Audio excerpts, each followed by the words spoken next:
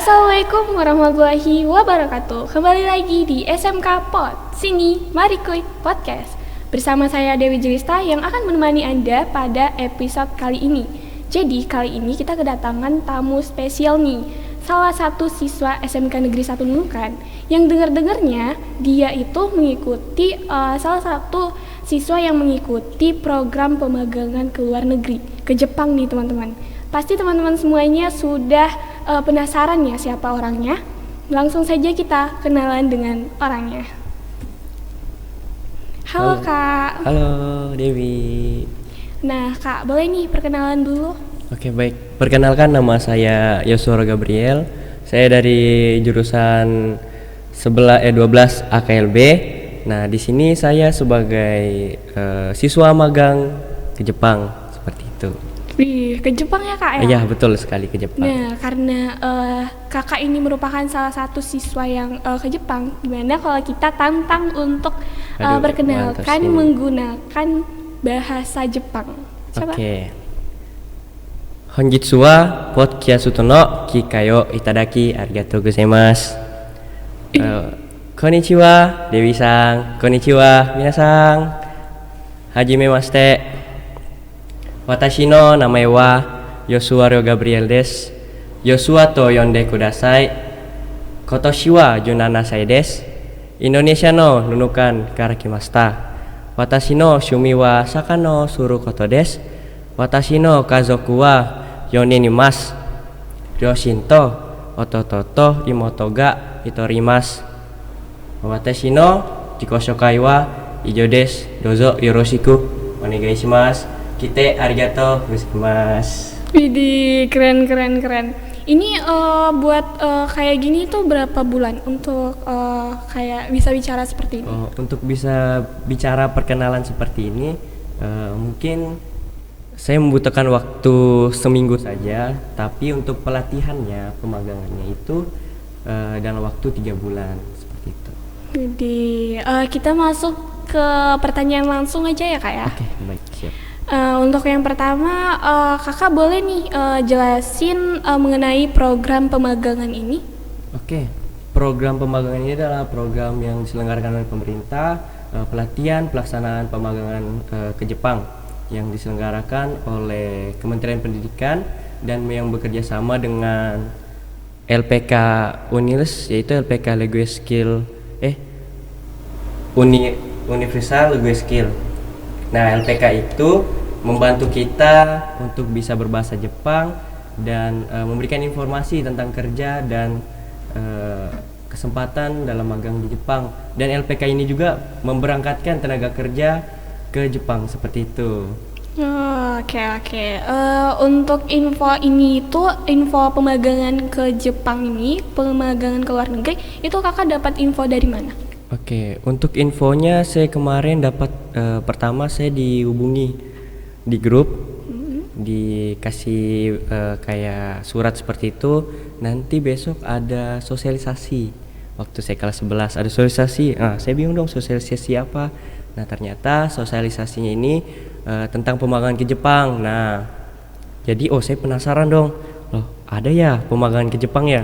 Yang saya tahu SMK ini setelah lulus kerja aja kayak sesuai dengan jurusan, ternyata baru ada program seperti ini. Nah jadi saya penasaran, makanya saya mengikuti sosialisasi yang dikasih itu.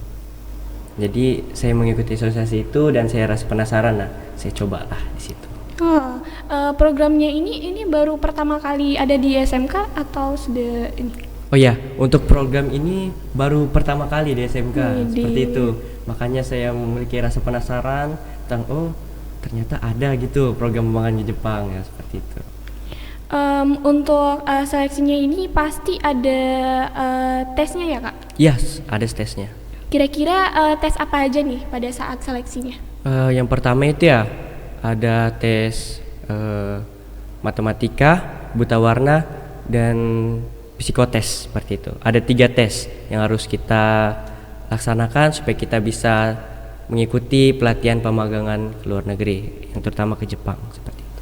Oke, kan Kakak ikut program seperti ini, kira-kira apa sih keuntungan bagi Kakak dari program ini? Oke, untuk keuntungannya sendiri ada banyak ya. Yang pertama kita tahu mengenai apa itu Jepang, budaya tentang Jepang dan tulisan-tulisan yang kita memang tidak tahu sebelumnya. Contoh, bahasa Jepang ini kan bahasa tersulit nomor 3 di dunia. Nah, Oke. jadi lumayan loh bahasa tersulit di dunia yang sesulit itu kita bisa pelajari gitu. Nah, itu ada salah satu keuntungan yang saya dapatkan. Kan kebanyakan orang awam atau orang yang tidak mengerti bahasa Jepang tidak tahu nih mengenai tulisan Jepang, yang kita tahu hanya A, B, C, D. Seperti bahasa Inggris kan ada A, B, C, D-nya juga. Nah, ini Jepang kan beda. Di Jepang itu ada katakana, hiragana, dan kanji juga. Nah, di situ kami belajar tentang katakana, hiragana, dan kanji. Nah, jadi kami sudah mengerti tentang tulisan tersebut dan apa artinya kami sudah mengerti. Itulah salah satu keuntungan yang kami dapatkan seperti itu. Oh, baik. Selanjutnya, kira-kira apa sih yang membuat kakak itu berpikir untuk mengambil program pemagangan ke Jepang ini?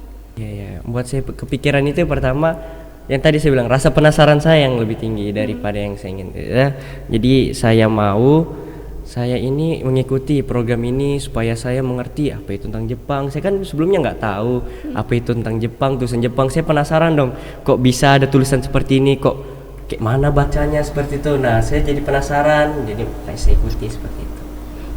Selain kakak itu penasaran, ternyata banyak sekali keuntungannya juga Ya, ya, Kak? betul sekali, banyak sekali.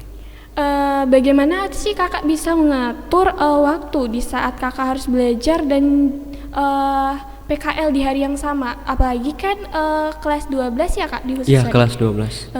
Itu harusnya PKL ya Kak? Iya, betul sekali PKL. Kakak ngatur waktunya tuh gimana? Oke, sebelum kami mengambil pemagangan ke luar negeri ini, pelatihan pemagangan ke luar negeri ini, kami sudah bikin kesepakatan bersama guru dan pihak sekolah bagaimana kami bisa PKL, begitu juga kami bisa belajar bahasa Jepang. Nah, jadi kami diberikan dispensasi bahwa kami bahasa Jepangnya itu mulai dari jam 8 sampai jam 12, lalu dilanjutkan dengan PKL dari jam 1 sampai jam 12, jam 1 sampai jam 5.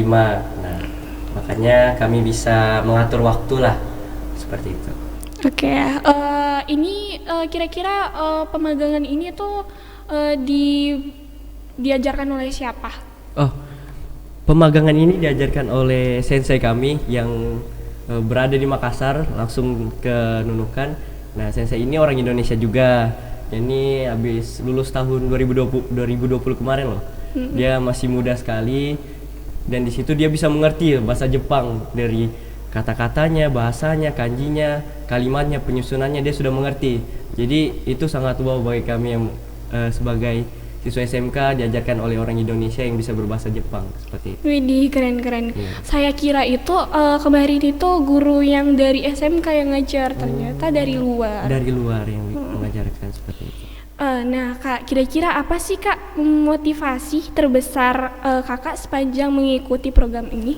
Motivasi terbesar saya yang pertama itu ya orang tua ya, karena orang tua saya juga sudah mensupport saya untuk mengikuti program ini. Ikuti saja programnya, siapa tahu itu di situ rezekimu. Dan kedua, support dari guru, teman-teman, dan orang-orang sekitar saya yang mensupport saya untuk mengikuti pemagangan itu. Itulah salah satu motivasi terbesar saya sepanjang ini.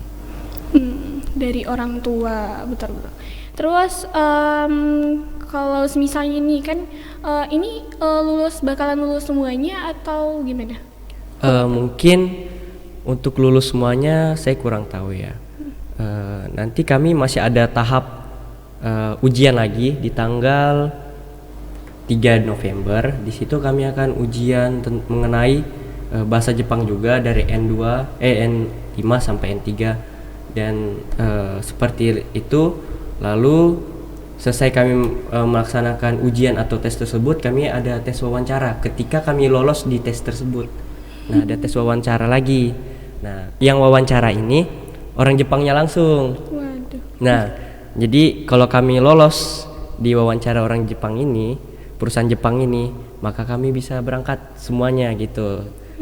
Jadi Ya. bisa jadi lolos, bisa jadi juga Ya, tidak. bisa jadi lolos, bisa jadi enggak juga. Kalau misalnya kakak tidak lolos di program ini, apa yang kakak bakal lanjutkan selanjutnya? Yang saya selanjutnya ya, kalau tidak lolos ya, mungkin saya seperti kebanyakan siswa, kalau ketika lulus SMA atau SMK itu pergi berkuliah. Kan SMK ini juga apa ya? Yang terpenting di SMK ini adalah ketika lulus dari SMK itu difokuskan untuk kerja kan. Cuma mungkin saya lebih fokusnya ke kuliah dulu, seperti itu, kuliah. Iya, mungkin kakak boleh ceritakan sedikit pengalaman baik dan buruknya selama kakak mengikuti program ini. Pengalaman baik dan buruk ya. Oke, kita mulai dari pengalaman baik dulu ya. Pengalaman baiknya itu saya bertemu dengan teman-teman yang baik, teman-teman yang support, teman-teman yang asik.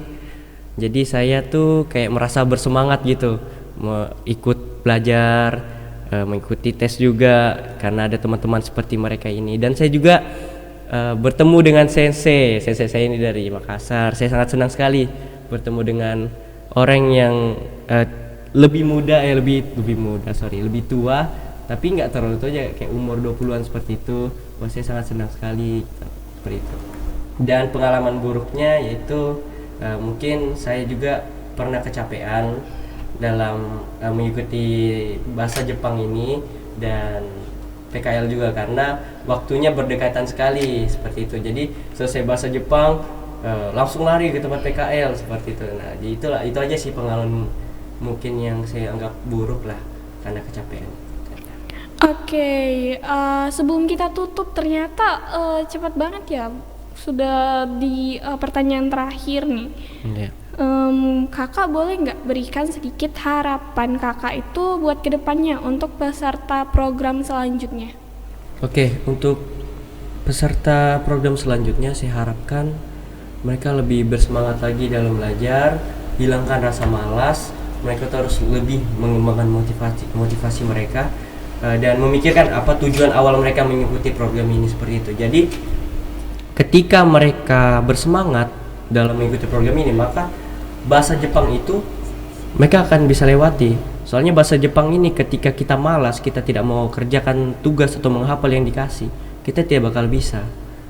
Karena bahasa Jepang ini bisa dibilang gampang-gampang susah seperti itu. Jadi saya harapkan kedepannya untuk peserta berikutnya lebih bersemangat lagi dalam belajar, hilangkan rasa malas, lebih ya memikirkan apa yang kalian pikirkan ke depannya, kalian motivasi kalian itu seperti apa.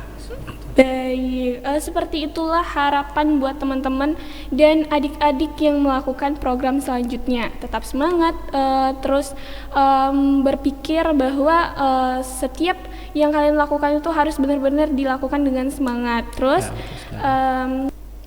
cukup sekian episode SMK Pod kali ini. Jangan lupa follow Instagram official 191 dan jangan lupa share, komen, like YouTube channel SMK Negeri 1 Nunukan.